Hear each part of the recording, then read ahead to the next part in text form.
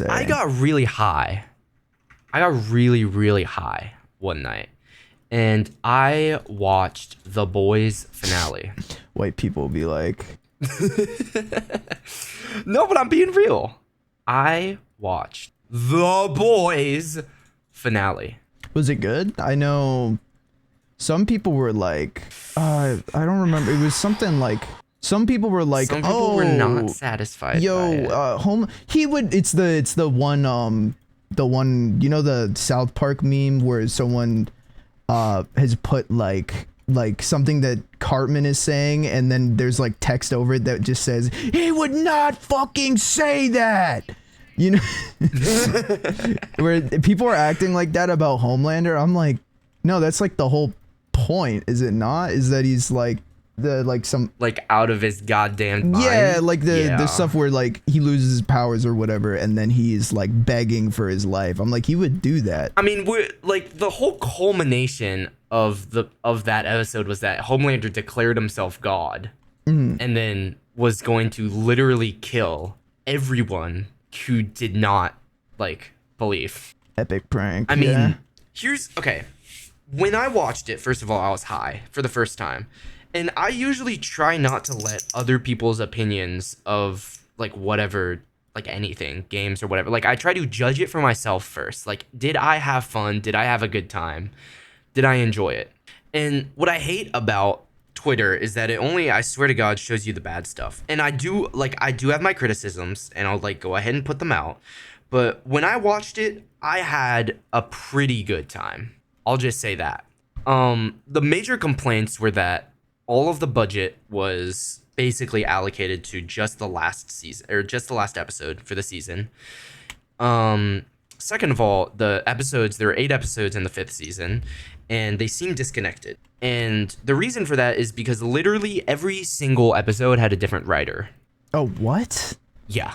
Like a different lead writer. That is I really odd. don't agree with that. That is not how I think it's literally inevitable that will happen. Like, it is inevitable that if you get a bunch of different writers to try to write a cohesive plot for one season, it's just not gonna work. Right, because like only, I mean, I guess it might be a little different for like adaptations of stuff, but like the person that knows the character the most intimately is probably the first person to adapt it. And so when it's you know, the like people say, oh, this character is flanderized, where it's like when a character is passed between multiple people, they'll take like the most key aspects of the character and then kind of not fully get it. And it's like, right, you have to know that like that's going to happen.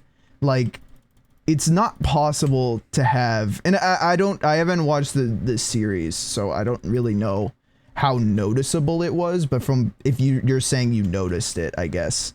But I mean, how do I say this? The whole point of having like the director of a show is that they get the final say. Mm-hmm.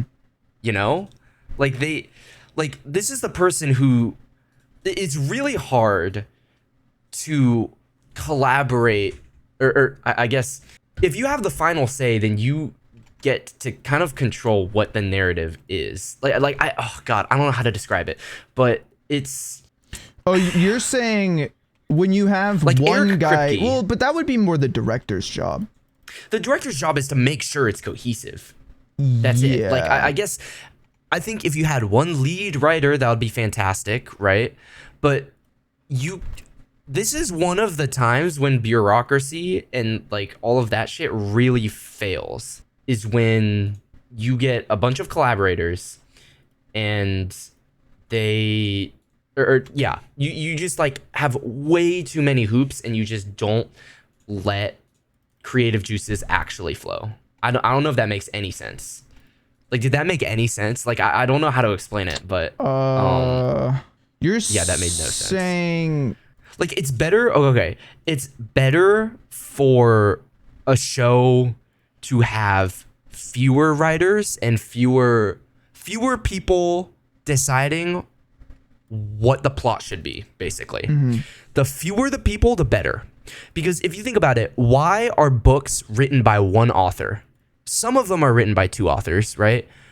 But you don't have like 4 people writing and then like 5 editors, right? You have usually one author who writes it and then an editor or a proofreader who works with that author to allow that idea to fully flourish.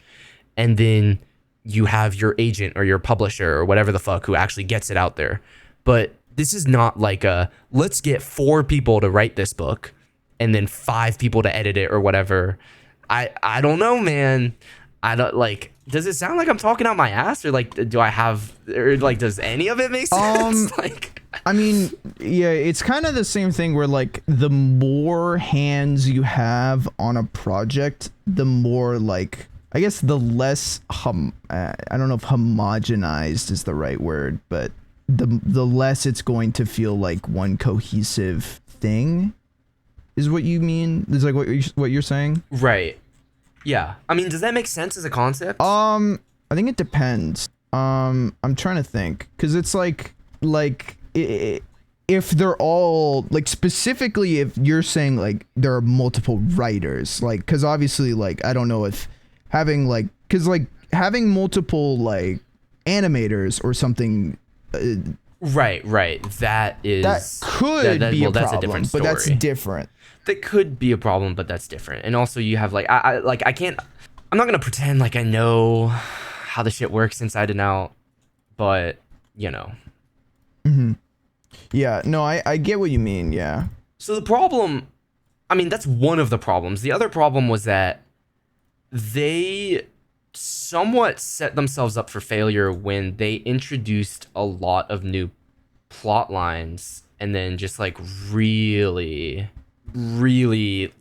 like found themselves fucked when they're like, oh god, we went a little bit crazy in the writer's room and now we have to like actually close these, all like try to give a correct arc to all of these characters. And so that's why another criticism that people had was that it was rushed, which it was. It like we had, and there's gonna be major spoilers. Do you mind spoilers? No. So obviously Homelander dies, right? This is number one villain that we have been, like Butcher has been looking for this guy's head since season 1, episode 1, and that happened. Fantastic, right? That at least we closed that plot hole, or not plot hole. Well, at least we closed that arc, right? Yes, that thread. Yeah. But then there's been like a somewhat of a character tension between Huey and William Butcher, and Huey's like the number 2 guy in the show. I guess he's like, no, him and Butcher are probably like the protagonists, I would say. Those two,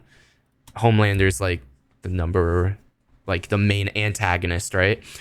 And Butcher and Huey have at times kind of butted heads over, but basically Butcher going too far. Like he uses too barbaric of a method, and he's like, he's thinking about committing soup genocide, right? Like basically trying to kill all superheroes because he thinks that not my soup. The whole bloody notion of soups needs to be ended. And so, God, what was I gonna say? Round of applause for Eddie. sorry. We need to end the whole bloody notion of soups. And basically, in that last episode, Huey and Butcher have never like fought directly. They've had arguments. Huey's like, "Hey, dude, maybe you shouldn't, commit genocide." Crazy idea. I don't know if you thought of this. But basically, it all culminated, and this is like massive omega spoilers because I really didn't see any of this happening. Oh shit. Sorry. Yeah. But I really didn't see any of this happening. They've only had verbal arguments before, and then boom, all of a sudden in the last episode, Huey just up and kills Butcher, basically. Yeah. Like, Butcher was about to release a virus that was going to kill all of the soups, and then and then Huey just shoots him. And it was a plot in the comics, so I understand, why that happened, but like there was zero build up to it. Like no buildup at all. Like there wasn't even like we've had them argue before, but it's never gotten to a point where they're like, "Oh, I think I'm gonna kill you. I don't think your head looks good on your shoulders anymore." Like it hasn't. Like I don't know how to describe it. Like they aren't at each other's throats ever. Like they argue, but Huey's always been like Butcher's number 2. So that felt rushed, and that felt all of a sudden, and it felt like they kind of just pulled it out of their ass, right? There's a lot of other criticisms, like the budget being allocated mostly to the end of the show. What else? People were comparing it to the Game of Thrones finale, and I never watched Game of Thrones, never watched the finale. Like I never got into it. But I know they said it was real. Like Game of Thrones was really bad. ass. Yeah. I remember I was taking a class on like it was something it was one of my linguistics classes, and the professor was like, he mentioned, because it was something about the how the language in Game of Thrones like sounded or something, and then he's like, how many of you guys here have actually watched Game of Thrones? And I swear to God, not a single person raised their hand.